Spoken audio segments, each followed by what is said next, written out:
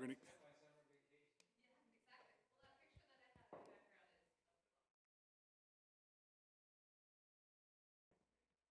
We're going to go ahead and get started. I'll call this August 7th, 2017 meeting of the Whitefish City Council to order. We have a huge attendance tonight. Paul, Linda, Rhonda, Heidi, thanks for joining us this evening. We'll start with our Pledge of Allegiance, and I'll ask Linda to lead us this evening.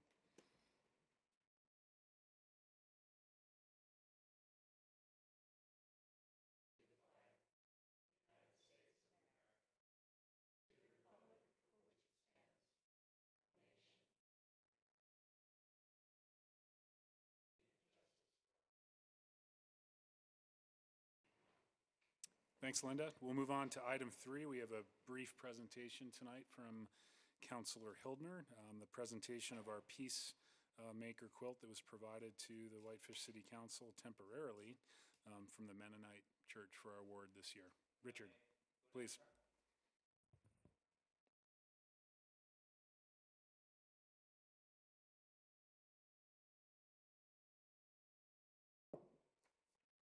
Mr. Mayor, councilors, members of the public, those viewing, staff.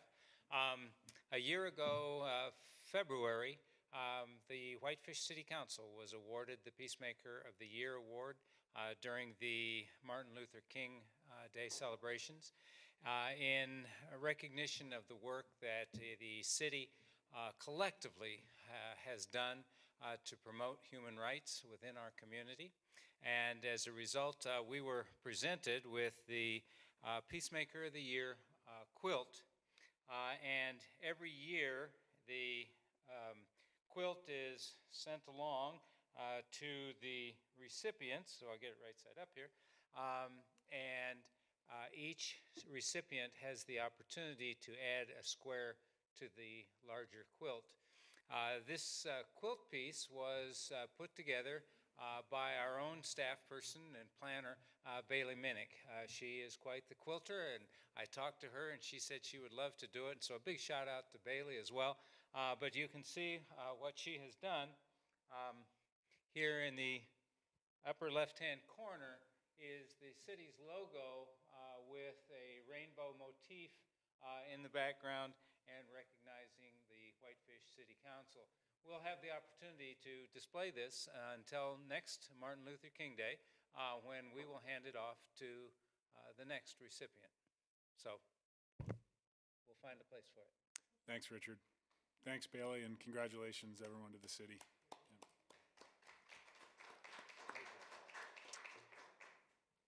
Have you found a home yet? Me or the quilt? Well. Okay, good. We'll move on to our communications from the public. This is time set aside for the public to comment on items that are on the agenda but not advertised as a public hearing or anything you wish to bring to the attention of the council. And just for the record, your name and address, please, when you approach the podium. Rhonda. Rhonda Fitzgerald, 412 Lupfer Ave. Good evening, councilors and mayor. I would like to comment on the bid options for the Central Avenue rebuild. Is this the appropriate time? Yes. Great. So I wore 2 hats. I attended the 2 public meetings. One hat, the Heart of Whitefish, because I wanted to understand how the rebuild of Central Ave would be consistent with the downtown master plan, which it very much is. And the other hat is my business, the Garden Wall Inn, is on 5th and Central, or Spokane, and our customers, almost all, walk down 5th to Central and then walk downtown to support the shops and restaurants. So that route is really important to my customers. So I wanted to attend to find out what would happen with the street. And at both meetings, I observed that the neighbors who live between 4th and 5th, the middle block of the 3 blocks, were very concerned about the median, retaining it, or the boulevard I call it, but I guess it's technically a median, that it be retained, that the trees not be cut down on it, and so on, because it's a really important part of their neighborhood, and it's a historic feature of downtown Whitefish. And so it is pretty much being retained intact. But one thing they felt was very important was that the curb be replaced around the median, because it's in many places not even there, and it's quite badly broken up in other places. And the two ends will be replaced because it's being extended, but along the sides it's not, and it's very much in disrepair, and it looks really bad. And since the street probably will not be redone again in the next 20, 30, 40 years, since it's having a full overlay and the sidewalks are going to be repaired, I think it would be really nice if you did replace that curb around the median, and even better yet, reinstall the historic lighting on that block, because the neighbors would really like that, and they brought it up at both meetings. And whenever any of the other residential streets in Whitefish are rebuilt, they do get the historic lighting. And I understand that this is not a full rebuild, but it's as close as that block's going to get in a really long time. So that would be the request that I would make. And also, they were very anxious that any of the trees that are removed, and some of them are really raggy and need to go, that those be replaced with appropriate street trees. And I couldn't tell in the packet if that was intended or not. I just saw I saw remove. I didn't see replace. But I brought you each a picture of that block with the historic lighting and the median. Thanks.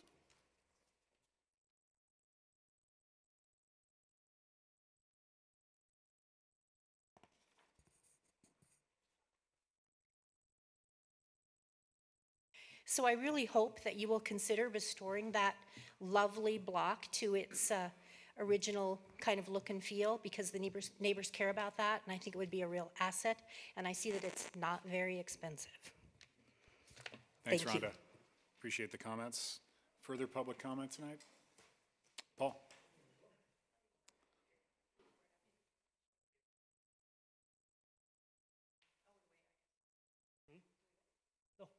Hi, Paul Johansson, 329 Fairway Drive. I'm here to comment on the ordinance that's going to be considered tonight on special events. We did get a little more color from Adam that maybe not to be. I don't mean to interrupt, Paul, but since it's a public hearing, you have to wait until that public hearing item is do I? called. I apologize. We'll get to okay. it pretty quickly, though. All right, So, sorry. same, Linda. Thanks. Further general public comment? Non-public hearing related? Not seeing any, I'll close the public comment period. We'll stay with the audience. Any volunteer board reports from the audience? Not seeing any. How about the council? Richard? Climate Action Plan continues its work, meeting twice a month, and we'll have another meeting on the 16th at 5 o'clock downstairs in the Great Northern Council Room. Bike Ped did not meet this month. We chose to delay or have no meeting in August. Okay. Thanks, Richard. Further reports from the council? Got a couple brief reports. Legacy Partners, the DNRC public scoping period just ended for what will be our Connect the Whitefish Trail Close the Loop campaign, in particular for the state lands in the Lazy and Swift Creek drainages. So that scoping period has closed, and we're just awaiting to assimilate those comments to see if there are any significant concerns related to that project. And in terms of Close the Loop, we've made a lot of good progress, I think, of course, working with the city on acquiring partnerships with some of the key landowners on the east lakeshore side of the project. We still have two major hurdles to overcome, but we're optimistic we'll be able to get there in order to meet our primary or our preferred alternative route for the trail system from Big Mountain to Holbrook to the Swift Creek trailhead. So I'll continue to keep you posted on that. In addition, we're continuing to work towards our federal land access program grant that we hope will help sponsor some of the trailhead improvements, as well as some of the bridge infrastructure that will be required to cross over Hell Roaring Creek, as well as Swift Creek and Lazy Creek. And I think, Adam, maybe you can touch on this in your manager's report, and I think you already did, but we had a good kickoff meeting with the fire department a few weeks ago regarding our long-term strategic plan that we're hoping to kick off here in the next several months. Depending on the level of commitment required from the city, I may ask if there's a counselor interested in being an alternate on that committee or even participating alongside myself and Adam, just so we have some backup in the case that I can't be at those meetings. But I'll let you know if that need arises, and that's all I had. With that said, we'll move on to our consent agenda. Any changes or additions to the July 17th meeting, or can I have a motion for approval? I would move to approve the consent agenda. Is there a second to the motion? I second. Seconded by Councilor Williams. All those in favor of the motion, please raise your hand. Those opposed, like sign, and that motion carries unanimously. Denise, thank you. We'll move on to our first public hearing tonight, which will be our own Resolution 17-28, a resolution of the City Council of the City of Whitefish, Montana, discontinuing, abandoning, and vacating the westerly 20 feet of the unconstructed city street that abuts the easterly boundary of the property, commonly known as 325 Haugen Heights, again located in Whitefish, Montana. Angie. Good evening, Mayor and Council members. My staff report begins on page 33 of the packet. So Andre LaRose and D. Henry Ellenson, and Andre's actually present in the audience if you have any questions for her a little bit later on. They own property located at 325 Hagen Heights, and if you look at the map attached to my staff report, it indicates where it is. And running along the east side of their property is what was a county right-of-way. It's an unconstructed street. It starts about the midline point of Hogan Heights and runs north. The part of the right-of-way that runs to the south has already been abandoned by the county and by the city back in 2009. So Andre approached the city about the possibility of abandoning the right-of-way. So Craig, I believe, got in contact with the county, and the county agreed to deed us, the city, what the county had so that we could abandon it. But the part that the county deeded us is only the western half of the right-of-way, and that is the part of the right-of-way that abuts on the LaRose property. Apparently, the other half has been dedicated to the public, but the engineer couldn't find any actual deed for that, so we don't know how that was dedicated to the public. So the part that is city now is only half of it, and it is the half that abuts Andre's property. Pursuant to state law, we can discontinue a street or any portion of a street if it can be done without detriment to the public interest upon a written petition of all lot owners on the street or portion of the street. Ms. LaRose and Mr. Ellison did submit a petition to the city for abandonment, and there are no circumstances that I could see that suggest abandonment would be detrimental to the public interest. Again, the county didn't want it. They never intended to build anything. I don't think we'd ever build anything there. So I'm open to answer any questions you have, but we do recommend that the City Council approve Resolution 1728. Thanks, Angie. Any questions for Angie on her staff report? Not seeing any. We did advertise for a public hearing on what will be our own Resolution 17-28, and we'll hold that public hearing now. Any public comment for the record? Any public testimony? Not seeing any, I'll go ahead and close the public hearing and turn it back to the council for discussion or a motion. Richard. I have a question for Craig, I think, in terms of public works. I realize it's only half a street, but do you see that this right-of-way could in any way be needed for the city in some future time? You know, the county has already dedicated the right-of-way to the south to the city, and it has been vacated. Once upon a time, there was a right-of-way that came all the way up, essentially from Meadowlark up towards Haugen Heights, and then would presumably proceed north. All of that right-of-way to the south has already been deeded to the city and vacated back to the property owners.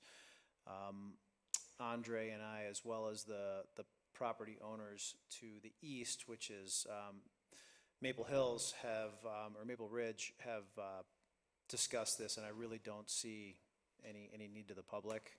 I think it's in our best interest to vacate. Thanks. Further questions, comments? Motion? Sure. I'll go ahead and make a motion to approve Resolution 17-28, a resolution of the Council of the City of Whitefish, Montana, discontinuing, abandoning, and vacating the westerly 20 feet of the unconstructed city street that abuts the easterly boundary of the property commonly known as 325 Haugen Heights, Whitefish, Montana. Is there a second to the motion? I'll second. Seconded by Councilor Franson. Further discussion? All those in favor of the motion, please raise your hand. Those opposed, like sign, and that again carries unanimously. Venice, thanks, Angie. We'll move on to item 7B, which will be our own ordinance 17-24, an ordinance of the City Council of the City of Whitefish amending Chapter 4, Special Event Permits of Title 7 of the Whitefish City Code, and this appears on page 43 of your packet. And when Angie's ready, we'll hear from her on her staff report. Okay, good evening again. My staff report begins on page I believe under the consent agenda was 23. That one already. Was that pre-numbered? That one already is numbered to 22. Okay, so we're, Should be 23. okay, thanks, Venice. So this will be ordinance 17-23. Angie? All right, so just as a little bit of background, due to some events that occurred in January of this year, I took a look at our special events permits ordinance, and the ordinance that we have existing was passed back in 2007, 10 years ago. And since it was passed, there's been a significant amount of case law passed down regarding special events permits ordinances and how they coincide with the rights of freedom of speech and peaceable assembly. So I revised our current ordinance, and we did have a work session on that ordinance. And as part of that discussion during the work session, we discussed that although cities cannot legally charge event applicants for the cost of police protection associated with an event, cities can and many do charge event applicants what are called departmental services fees. And those are fees for such things as traffic control, barricading streets, traffic direction, pedestrian control. After that work session, the City Council directed me to get with police and public works and kind of create a menu of services regarding these departmental services. So I would like to point out that there are actually two ordinances in your packet. The ordinance that begins on page 43 does not include a provision for departmental services, for charging departmental services to applicants. The ordinance that begins on page 52 of your packet does include a provision allowing the city to charge applicants departmental services. So there are two ordinances, and although I do recommend you pass one of them, I'm not really making a recommendation as to which one you pass, because that's kind of a policy call for the council to make tonight. So I will not repeat ad nauseum my staff report with all the legal citations, but I do want to hit some of the major changes from the proposed ordinance to the new ordinance. The first change is when a permit is required. Currently, we require a permit when you're going to close a street or alleyway, or when you're going to use park property in conjunction with closing a street or alleyway. For example, if you're using Depot Park and closing part of the street as well, or when you're going to be serving alcohol on public property.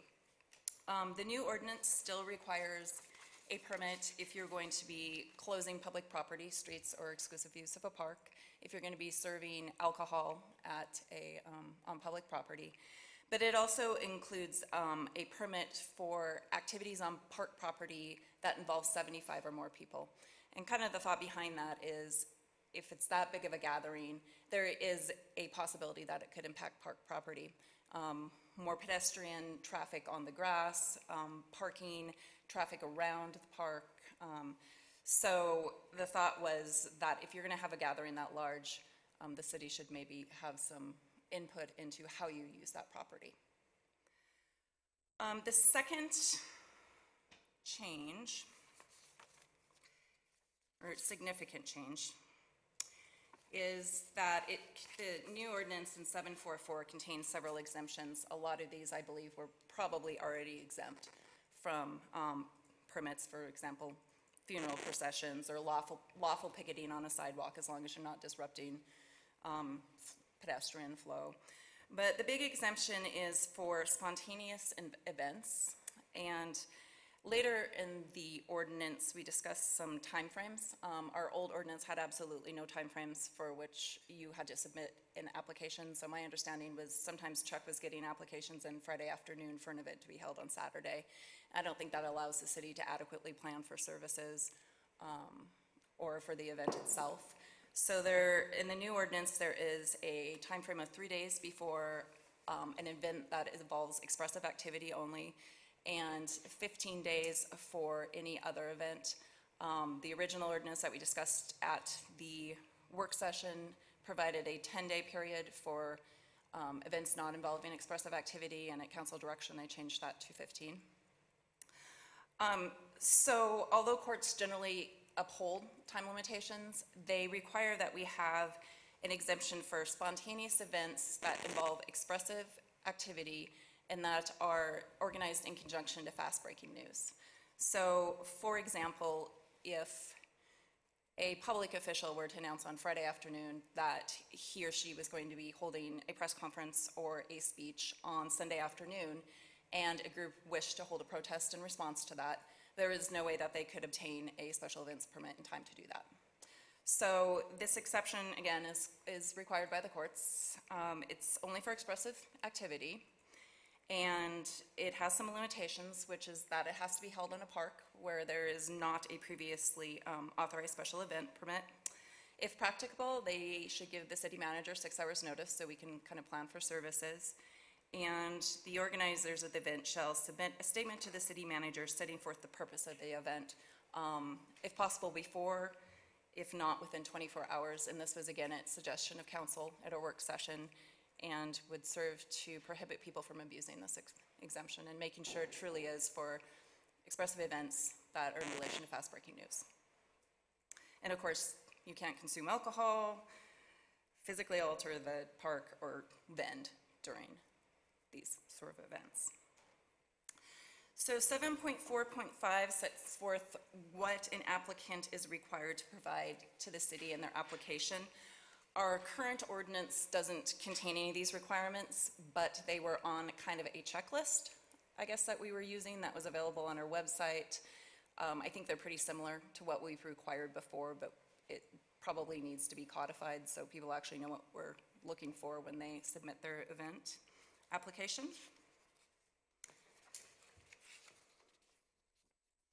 Seven 4.6 actually sets forth the review process, and it establishes criteria and objective criteria that the city manager should use in deciding whether to grant or deny or condition a special use permit. Our current ordinance has no guidance whatsoever. It just allows the city manager to decide whether or not to grant it. The courts have held you have to have some sort of criteria, because if you don't, there is a possibility that you could engage in viewpoint discrimination. In other words, we're not going to grant your permit because we don't like what you have to say. I'm not saying that Adam would ever do that, but the courts do require that we have some sort of criteria to evaluate when a permit is granted or denied, and conditions that Adam can place on a permit. It also provides that Adam, or city manager, whoever it might be, is required to provide written explanation if he denies a permit or if he conditions a permit, and that's to allow the applicant to appeal that decision to the city council. It's kind of hard to appeal a decision when you don't have any idea why that decision was made.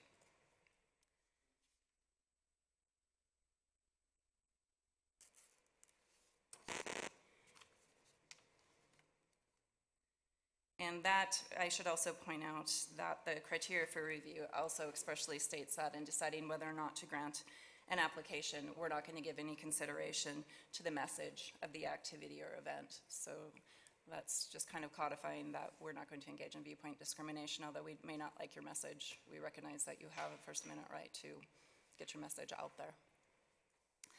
7.4.7 is cost recovery for special events. 7.4.7a allows the city to charge an applicant for an administrative processing fee as established by the city council by resolution. The courts have upheld administrative processing fees as long as they actually reflect the cost to the city of processing a fee. They're usually quite small. We currently charge a fee based on the size of the event. The size of the event doesn't really relate in my mind to how long it takes Adam or department heads to review it. So these are, again, usually quite small and are meant to just recoup the costs of Adam and the department directors looking at an application. So on page 49, you will see that there is no departmental services provision in that statute. But if you go to page 58, which is kind of, I guess I would call it the alternative ordinance, it does allow the city manager to assess the applicant the cost of departmental services incurred as a result of the event. And again, these are not the cost of police protection. It's unconstitutional to charge those simply because the courts have held that you should have a right to say what you want to say without having to pay for it. It also, estimating police protection requires us to look at the message of the event, and that is not something that we want to be doing. So the kinds of departmental costs incurred include fire safety, traffic and pedestrian control, the closure of streets, traffic direction, and it provides some factors for the city manager to apply in determining what those charges are. At direction of council, it's included in here that the costs will be paid up front rather than us trying to collect them. And in accordance with council direction, I did meet with Chief Dial and with Craig to kind of provide a menu of services. Well, the problem with providing a menu of services is it's wholly dependent on the size of the event, the expected attendance at the event. So it's not like an applicant could have an event and say, oh, I'd only like 2 police officers there, please, because that's all I want to pay for. I mean, that's really a function of the police to determine how many officers they need there. We did come up with an estimate that for police officers in public works, it usually runs between $50 and $60 an hour, and that includes benefits and assumes overtime. Although my understanding is usually public works doesn't do much with special events, it's usually always the police. For some of the bigger events, just to give you an idea, our 2 biggest ones, Chief Dial tells me, are Winter Carnival and the 4th of July. He has 14 officers working and it costs the city approximately $2,000. For some of the smaller events, the Brewfest, the marathon, he'll sometimes have 1 or 2 officers working varying hours. At our work session, Chief Dial said in total, he believes it costs the city about $6,000 every year to provide departmental services for special events. So that is included on page 58 and 59. Again, it's a policy call as to what the council wants to do. I will say that in my conversations with both Adam and with Dana, the administrative cost of attempting to estimate what these services will be, collect, and that kind of thing may be more of a burden than we would benefit from collecting these kind of services. So it's for your consideration, but by no means am I recommending one alternative over the other. And Adam is free to give his input and his view, I guess, when I get done. So there's also a park and facility fee for exclusive use of a park or a city facility. We've charged those in the past. They're set by the council by resolution. And the other change is 7.4.7B, which is present in both versions of the ordinance. And the courts have basically held that you have to have an exemption for solely expressive activity for people or groups who cannot afford to pay for the fees. So both of the versions contain this indigent exception. If you or a group cannot afford to pay the fees, you are entitled to ask the city manager to waive those fees. It's required at the time you apply, and you are required to give the city manager whatever he may need to determine whether or not you're truly indigent. 7-4-8 is an insurance requirement. This, again, was never part of our original ordinance, but it's been something that we've been doing and requiring pursuant to a little checklist. It requires the applicant to add us an additional insured on their CGL policy. And again, this is something we've pretty much always required. But again, it needs to have an exception for those who either cannot afford to provide us insurance or can't get insurance. And the can't get insurance would be, for example, groups that an insurance company feels present a very high risk and they're just not willing to insure them. For example, there was one court case involving a KKK demonstration where no insurance company was going to provide insurance for that kind of demonstration. But again, they do have the right to express themselves in public forum, and although we may not like the message, we're required to allow them to do so if they can prove that they truly can't get insurance or can't pay for insurance. 7-4-9 is an indemnity provision. It just provides that the applicant's indemnifying the city for anything the applicant itself may do. We can't require the applicant to indemnify the city for what attendees at the event may do or for the city's own negligence. But we can require them to indemnify us for their own actions or inactions that would cause liability to the city. And that might provide us as a little bit of protection in the case of, for example, a KKK demonstration where they can't get insurance, but they would still be required to indemnify the city if something were to happen. 7-4-10 is the time requirements that I touched on a little bit earlier. For solely expressive activity, 3 days before the event, the courts are reluctant to hold expressive activity to lengthier time limitations just because, it does implicate the First Amendment, whereas, commercial or fundraising, doesn't necessarily implicate the First Amendment. And the council thought 15 days was probably a pretty good time frame to allow us to arrange for services, process the application, and so forth. 7-4-11 provides the applicant a right to appeal to the city council if they're aggrieved by the city manager's decision. I believe this is something we kind of always did in practice anyway, but we should have it as part of the ordinance. And 7-4-12 provides a penalty for anybody who knowingly violates the provisions of the ordinance before we had no enforcement mechanism. So with that, I can answer any questions you may have. Thanks, Angie. Any questions for Angie from the council?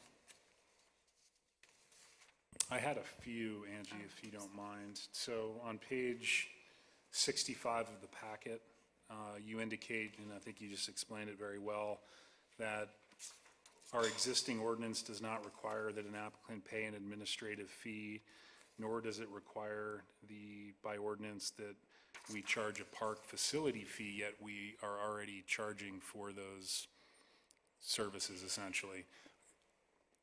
If the council were elect to adopt the ordinance contained on page 43, which does not include the departmental services, can we assume that that fee schedule that we're currently charging, that's not required by our current ordinance, will not change substantially? I think you could assume that. I do think that if you're going to charge an administrative processing fee, it should probably be the same for all events. I don't see any basis in charging smaller. I mean, it takes, Adam can parse out how much time it takes him to review it, and it takes us to review it. I wouldn't think that fee would be a substantial increase from what we see now, but really basing a fee on the size of the event isn't necessarily tied to the actual administrative cost of processing an application. And what is that existing fee on average? I think one's 40, one's 125, one might be 20. And then for the exclusive use of a park facility, Maria, do we have an idea of what that average cost is for? We have daily rates and half-day rates for for-profit and nonprofit, and they're set by a tier schedule for the level of service that park provides. do you envision if the council elected to adopt the non-departmental services option, the second ordinance in the packet, that those charges would increase or change? I don't think that it would affect it. I see it as Okay. a separate. Okay, thanks very Please. much. Any further questions for Angie?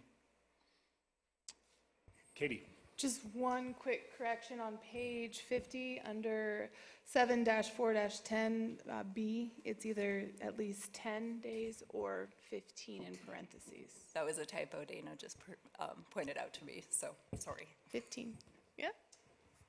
It's 15. It should be 15 spelled out.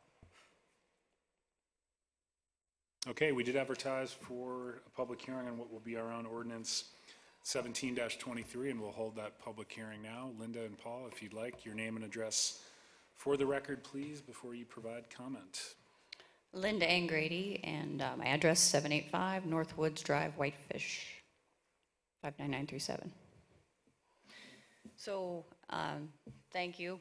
I understand the two different provisions now better, but I'm here just to ask the council that if you're opting for the non-departmental services and to add that you take closer scrutiny on how this might affect the various organizations, both for-profit, not-for-profit, chambers, things like that, more in depth, because I think this type of a provision could really affect some of these charities.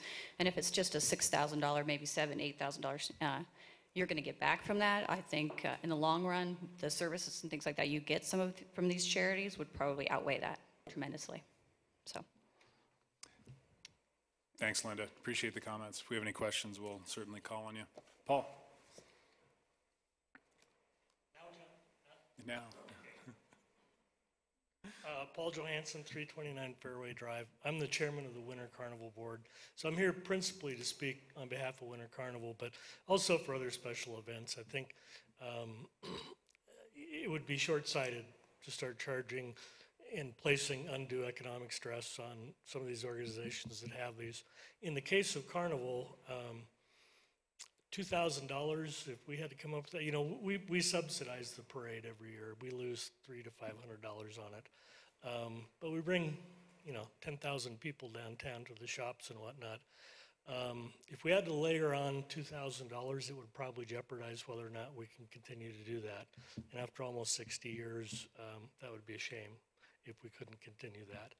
And Chief Dial has personally told me that there's no place else he'd rather be on Carnival Parade morning than out in the cold, so thank you. Thanks, Paul. Appreciate your comments. Further public comment tonight on this item? Rhonda?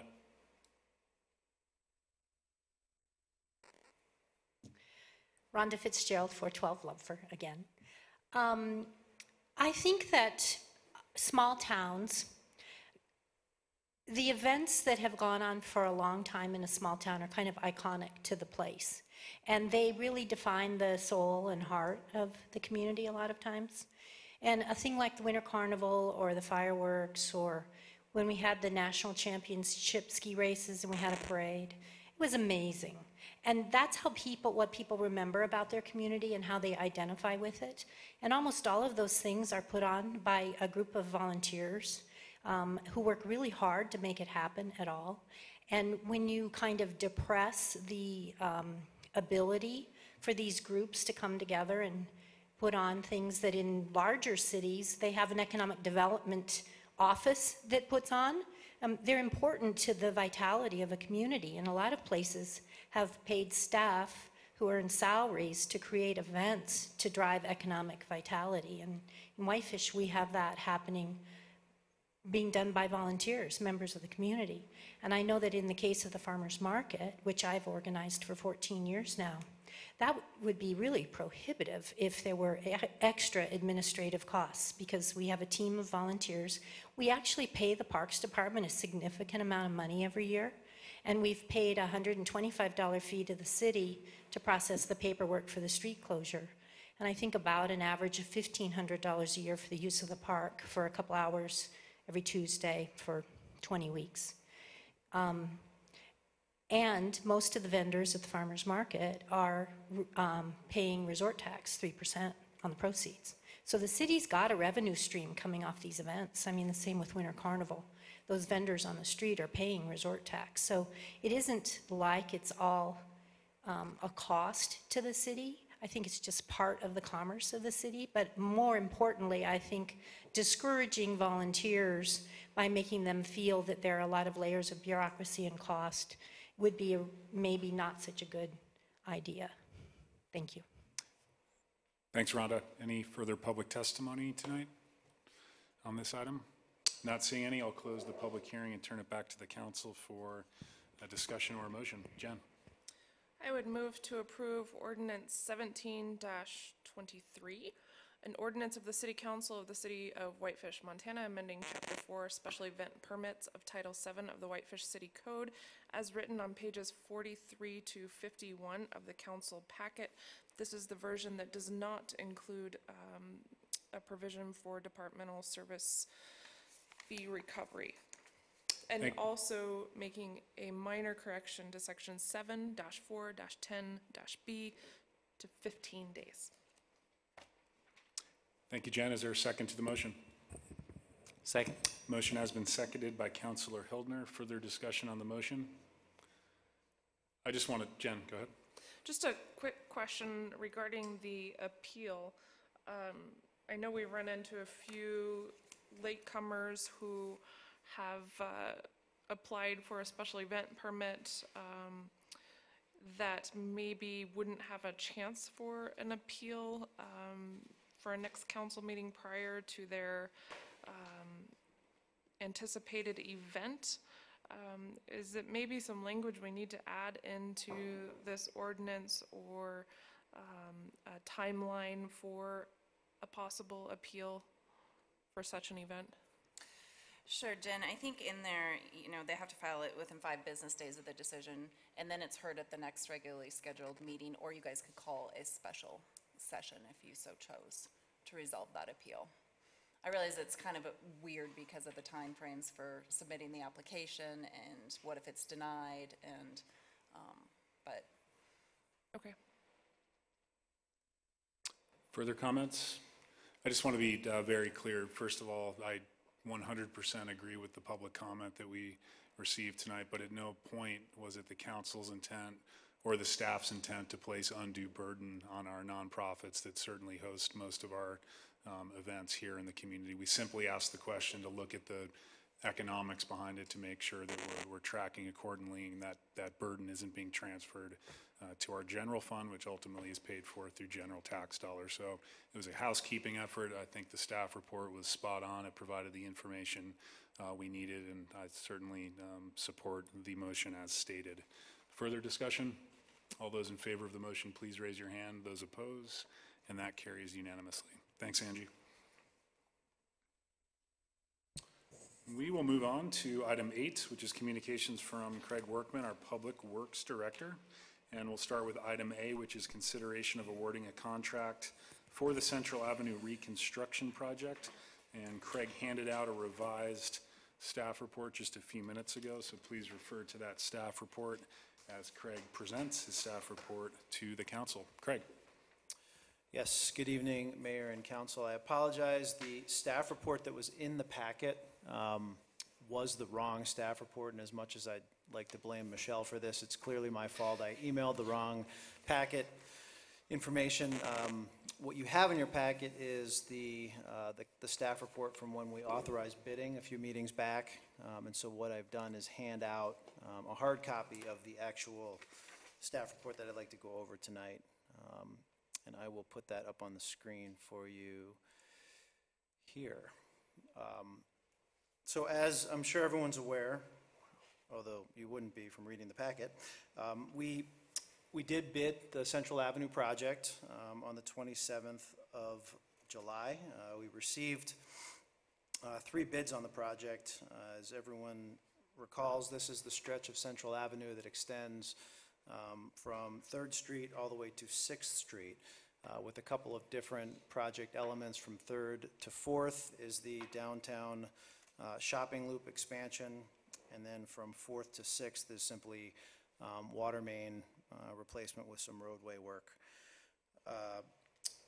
The total engineer's estimate for the project was just north of $1 million, $1,033,984, and I'm pleased to announce that the bids did come in within that engineer's estimate and within our project budget. In an effort to add some flexibility to the contractors, seeing that there's quite a bit of work going on in the valley right now, we added a second schedule to the project, which would allow contractors until next spring, prior to Memorial Day, to finish the project. So we bid the project as is, finish the job by November 10th of this year, or as an alternate to see really how busy contractors were.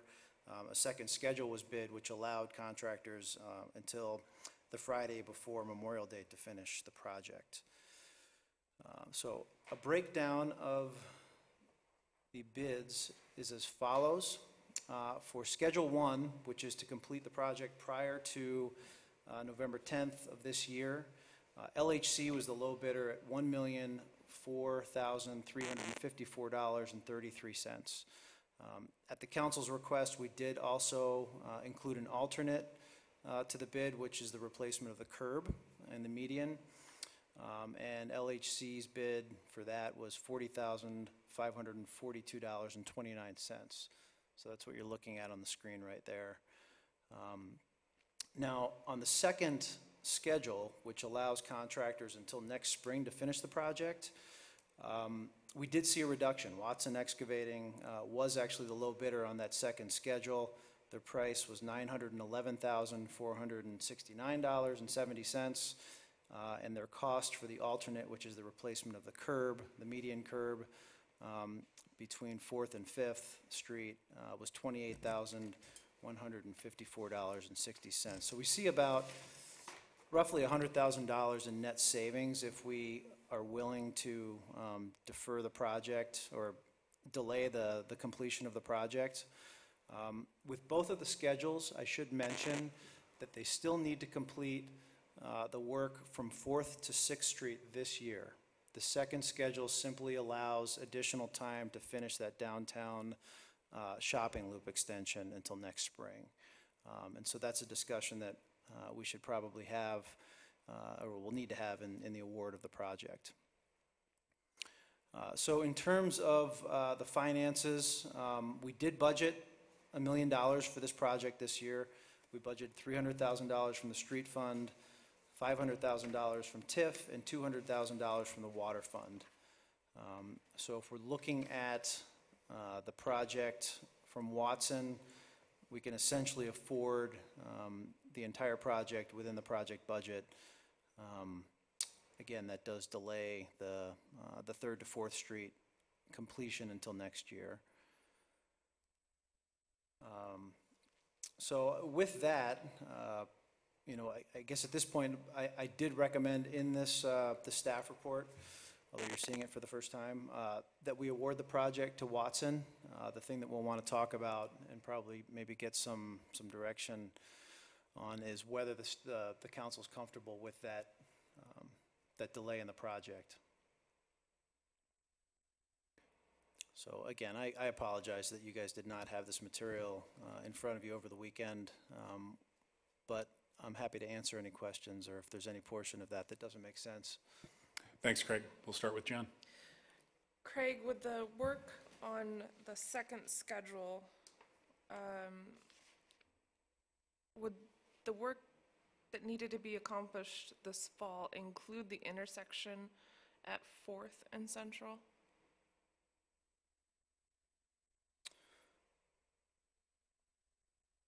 No, it wouldn't. The Schedule 2 work would begin south of 4th Street. Next spring. Correct.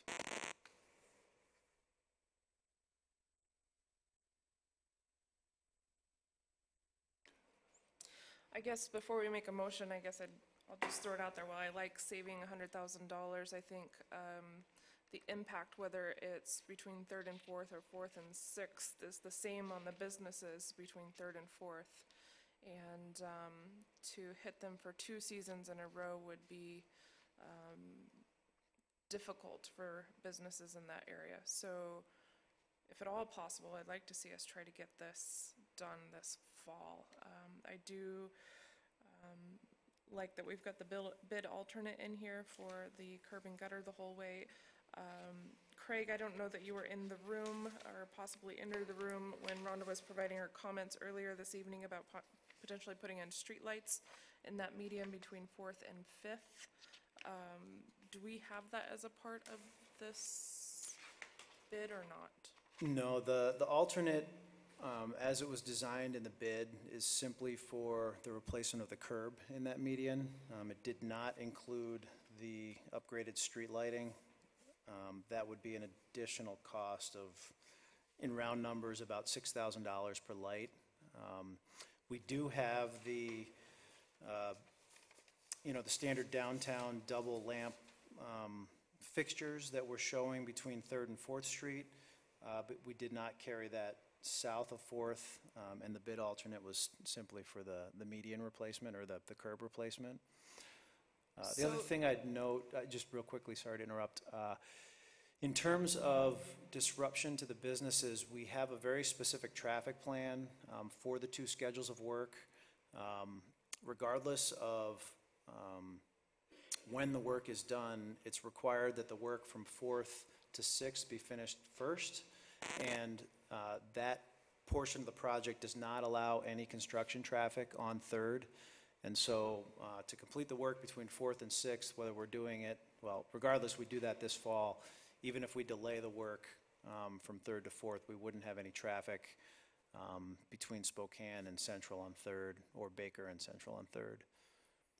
And is there a possibility that we'd be looking at potential road closures on 4th and 5th together at any point in time? Yeah, next spring there would be. When we do that block from 3rd to 4th, we're going to need traffic on both 3rd and 4th. So there wouldn't be, if we opt for Schedule 2, we wouldn't have both 3rd and 4th closed this fall, but we would next spring. If we opt for Schedule 1, which is completion this fall, then there's definitely going to be periods this fall when 3rd and 4th will both be closed. At the same time? At the same time. Yeah, not permanently, but for substantial periods during working hours. And then for the street lighting, you were saying approximately budgeting $6,000 per light. An area like that for one block, potentially, how many lights would you Probably put be in? 3 lamps. You'd probably do one at each end and one in the middle. You might be able to get away with 2, where you'd have roughly split the block into thirds with a lamp each third. But I think, kind of as it's shown and they're depicted in this picture, a lamp at each kind of nose of the boulevard would, if you're going to do it, I think that would be the way to go. And what was the amount again that we had budgeted for this particular project? In round numbers, I'd probably add about $20,000 for the 3 lamps, Okay. with the electrical. And roughly what was the budget for this project again? We budgeted $1 million. If we were to move forward with Schedule 1, which is LHC, we're looking at about $44,000 additional dollars in TIF, about $17,000 or $18,000 in street, and about $30,000 in water. So, again, it's about roughly $100,000 in additional cost. Okay. I would make a motion to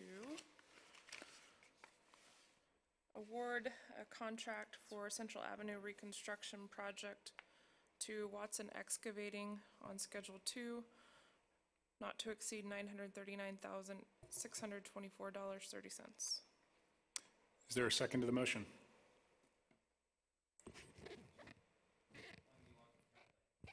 After the motion seconded and when we have discussion. Is there a second to the motion? I'll second. Seconded by Councilor Fury. Richard. I'd like to add the reconstruction of or the addition of 3 street lamps in the median to that. We've got $100,000 worth of savings in that contract, and that I think it's just wise to go ahead and put. Let's go ahead and get a second on your amended Those motion 3 first. lamps. Is there a Sure. second to that friendly amendment? I'll second. That was seconded. Richard? Yeah, I just think that it's smart to do that while we have the street torn up. I think it'll be attractive. I think it just adds to the downtown. Further comment on the amendment? We'll vote on the amendment first. All those in favor, please raise your hand. Those opposed, like sign, and the amendment passes unanimously. That brings us back to the original motion, which was to approve Schedule 2 to Watson Excavating. Further discussion? All those in favor, please raise your hand. Those opposed, like sign, and that motion carries unanimously. Thanks, Craig. Appreciate it. Okay, thank you. We will stay with Craig, and we'll move on to item 8B, which is our council's order to begin the utility rate hearing process, which is consistent with Montana Code Annotated 69-7-111, and this is on page 106 of your packet. Craig. And I'm happy to report this is the correct staff report. So, just so everyone's aware, this is not a rate increase we're voting on tonight. In consistency with 69-7-111 of the Code Annotated, the first step in any official rate increase is for council to order such a rate increase. The rate increase that staff is recommending is consistent with the recent rate study that we completed and adopted. I believe that was adopted by council in March of last year, and as everyone I'm sure recalls from AE2S and their detailed presentations, we did a full-blown cost of service analysis where we looked at all of the, or both of the utilities from top to bottom and went through and basically evaluated revenues generated versus expenditures for each of the different water and sewer districts. There were a number of recommendations that came out of that report and out of that rate study. I'm sure everybody remembers that our irrigation was found to be subsidized significantly by the rest of the water utility, and so it was recommended that we bring that irrigation user class more in line with the actual cost of service. We also found in the water utility that the high pressure zones were not generating the proper revenue. Similarly, in the wastewater, we noted a couple of user classes that were slightly below the percentage we anticipated, SC2 in particular, or SC1, STEP and Rest Haven, and then SC2, ironically, was generating slightly more revenue. So the increases that are recommended in this rate study, or in this rate increase, come directly from that rate study. Those are shown on page 109 through, I believe, 112 of your packet. The largest percentages, again, are in the irrigation. I should note that on page 110 of your report, or of your packet, those 2018% increases are an increase over 2016. So that includes an increase from last year.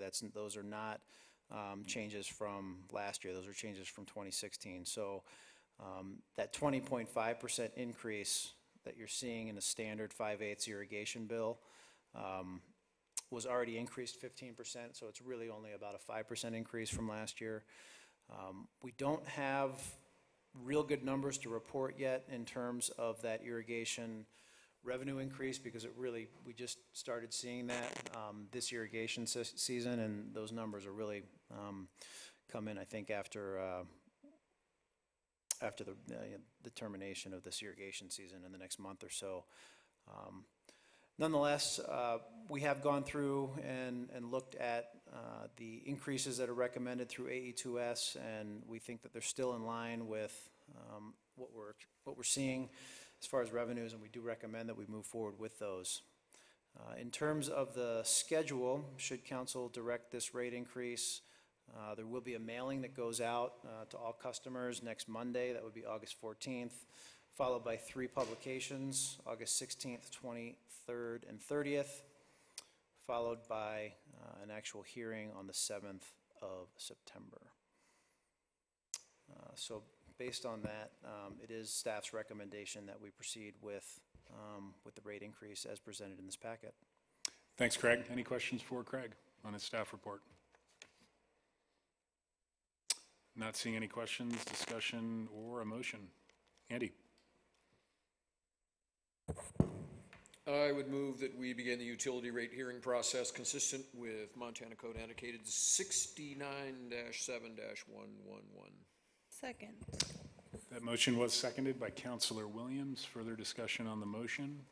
All those in favor, please raise your hand. And those opposed, like sign. And that again is unanimous. Denise. Thanks, Craig.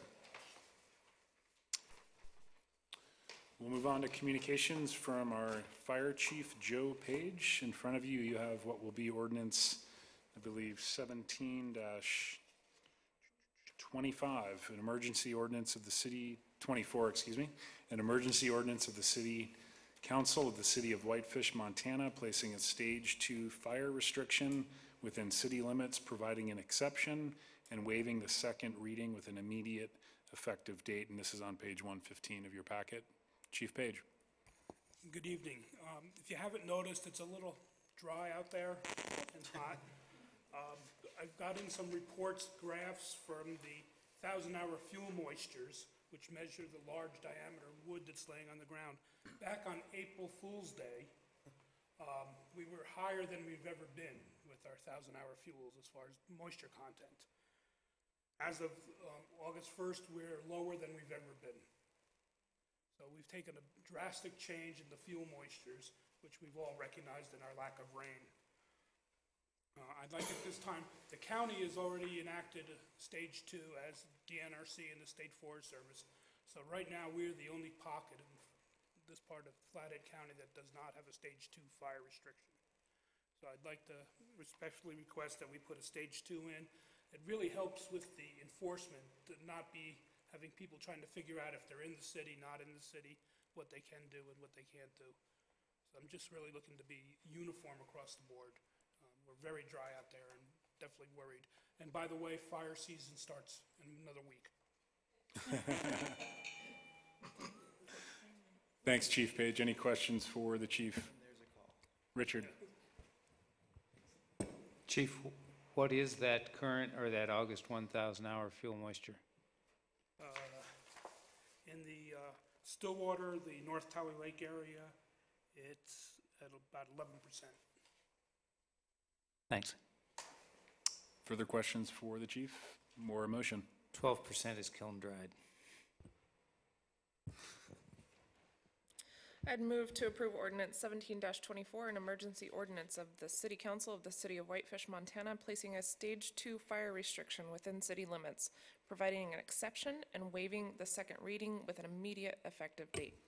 Thank you, Jen. Is there a second to the motion? A second. Seconded by Councilor Williams. Further discussion? Thanks for bringing this forward, Joe. Appreciate it. All those in favor, please raise your hand. Those opposed, like sign, and that carries unanimously tonight, Denise. Jen? Just a quick question moving forward.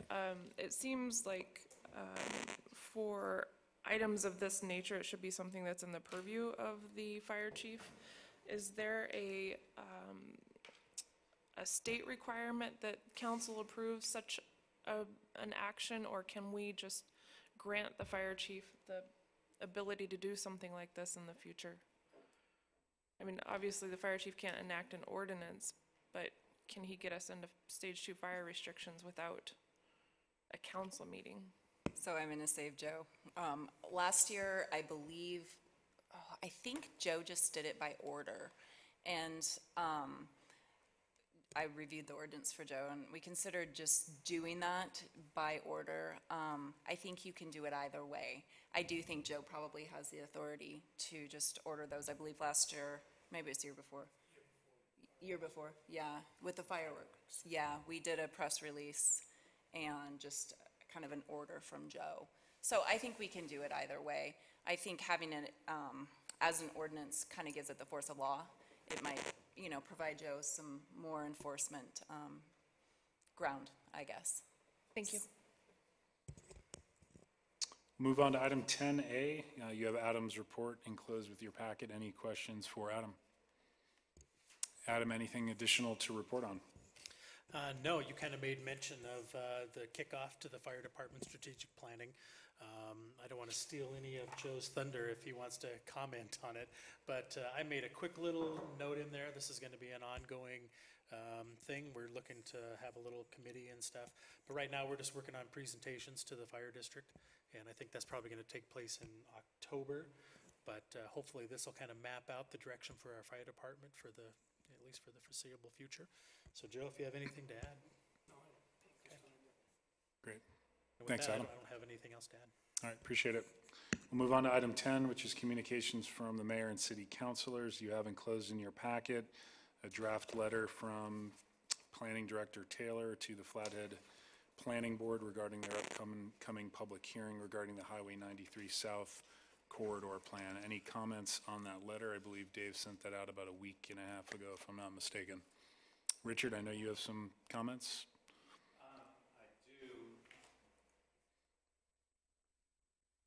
I do have some comments, but I have not had an opportunity to put them in writing yet. I told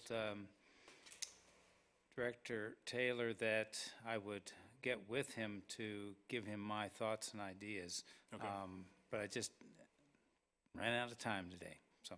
And I stand corrected, that's a Board of Commissioners meeting, correct? That is correct, on the Okay. 17th. Right. And I know David wants to get that out of his office by the weekend or by Friday, and I will have probably tomorrow and Wednesday, no later than Wednesday, I'll have those to him, my comments. Okay, can you please distribute those to the council as well for our Absolutely. review? Yep. Okay, Jen, did you have a comment?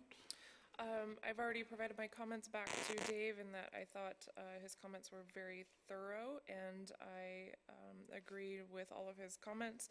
I see the new comments that have come in from Citizens for a Better Flathead tonight. Some of those look to be interesting with some additional restrictions here. So Dave, hopefully you received a copy and maybe take a look at that. And Richard, as you guys are reviewing, maybe see if those can be incorporated or not. Thank you, Jen. Further comments on the letter? Thanks for preparing that, Dave. I shared Jen's feelings. I think it was very well done and thorough, and I think encapsulated our concerns from day one regarding that plan. So appreciate your effort. We will move on to our final agenda item, which is communications from the City Council. Richard, would you like to start? Sure. I'm, along with Frank, working on a final response to the county commissioners with regards to the May 10th meeting, or the lack of response direct to our letter with regards to that May 10th planning board meeting. And I will share that with each one of you as we go along. But I'd like to get it out the door in as timely a fashion as possible. Agreed. I can help work on that and finalize it this week with you. Okay? Okay.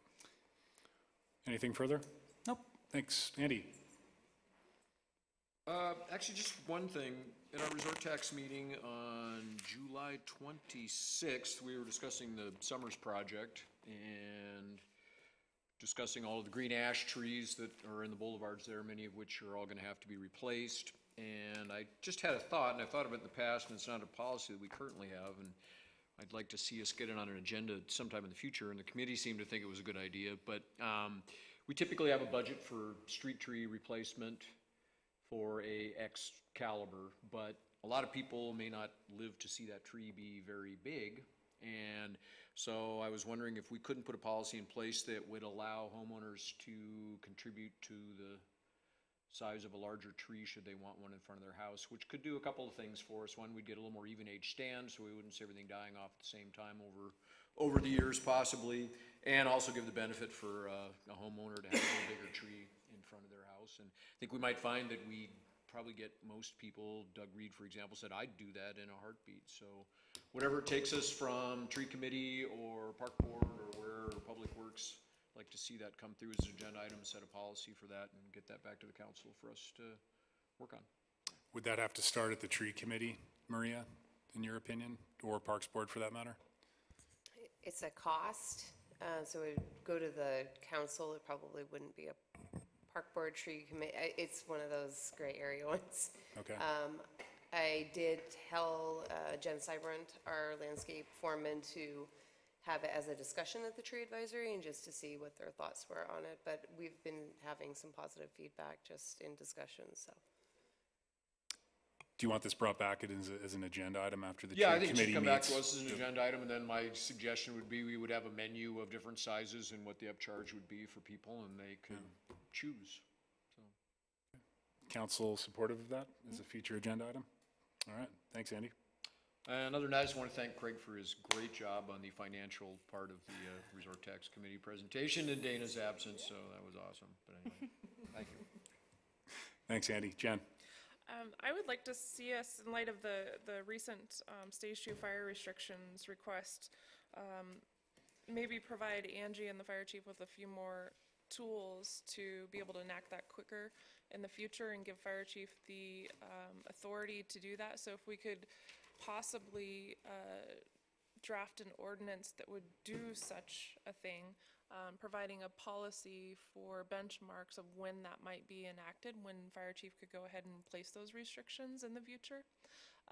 That way we don't have to wait 2 to 3 weeks for a city council meeting or potentially call a special meeting. I believe that's fully within the fire chief's authority to do such a thing. So if there's further interest, I wouldn't mind seeing that happen.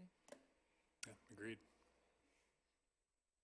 Seeing head nods all around.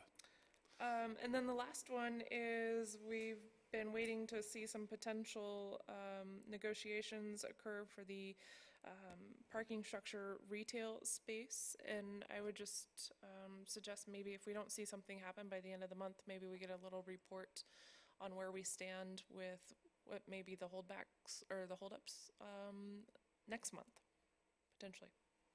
You will likely be seeing 1 to 2 proposals come forward at the August 21st meeting, correct, Adam?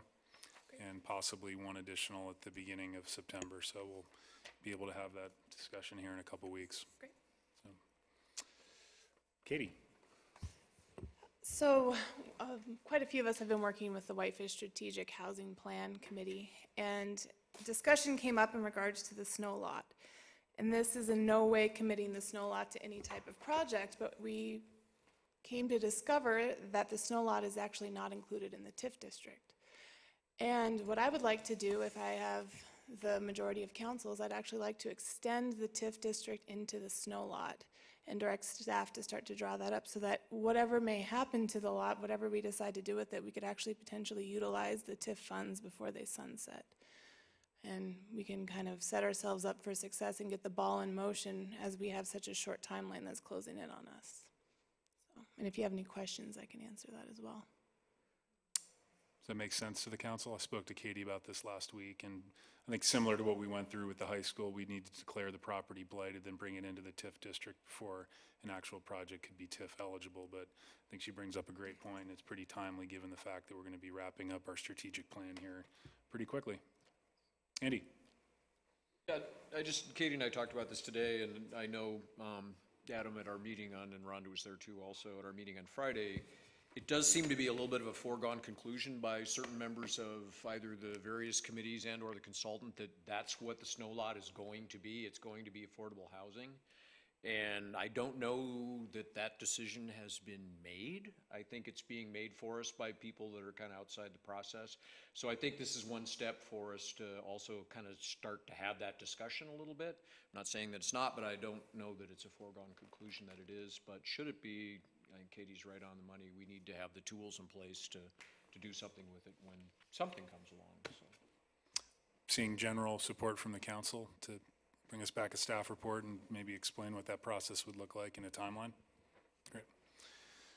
Anything else, Katie? No, thank you. Thanks a lot. I received a letter from Heather Davis-Schmidt from the Whitefish School District respectfully requesting that the city considered either waiving or partially waiving / reimbursing either all or a portion of the building permit and impact fees related to the Sustainability Education Center that they're building at the new high school. I'd like to discuss this at our next council meeting, so if it's okay with the council, I'd like to get this added as an agenda item so we can have an open discussion in front of the public regarding their request. And I'm seeing head nods, Venice, if you don't mind, and I'll give you a copy of this letter, and if you don't mind, you can include it in the packet for the August 21st meeting, and in the interim, maybe distribute this to the council. Okay. Thanks very much. That's all I had. Anything further from staff or council? Craig, and then Richard. Yeah, I just want to make an announcement that we did receive last Friday 2 bids for our curbside recycling RFP. And the apparent low bidder at this point is Evergreen Disposal. And their bid was $2.52 per stop for the curbside recycling. So assuming that happens every other week, that would be, multiplying that by 26, works out to about $65.50 per year for the average residents to get mandatory curbside recycling. Talking through with Adam on this, I believe the August 21st work session is available. And so we were hoping to bring this to council at the next work session to discuss it. We can look at the 2 bids. And we've actually met with a local interested party who's done her undergraduate coursework in environmental science and is taking up a master's, I believe, online, although at Harvard this fall, and would like to work with us on that. And she was going to put together some information for us to look at as well. And I'm sure Mary would like to join in on that conversation. But at this point, the numbers look really promising. So, Who was the other bidder? the other bidder was North Valley. Okay. And I don't have that in front of me, but in round numbers, they were about $4.50 a stop, so almost twice as much. Is there flexibility with what we passed, I think, at the last meeting to just do monthly pickup? Or is that included as an option in the RFP? Well, we would have to negotiate a contract with either party, but the bid was based on 3,500 pickups 26 times per year. So it'll probably go up if it goes to monthly? It would likely go up if we went to monthly, correct. Okay, great. Richard, thanks, Craig. Just a reminder, I'll be absent on the 21st. Excused. On that note, we are adjourned. Thanks, everyone.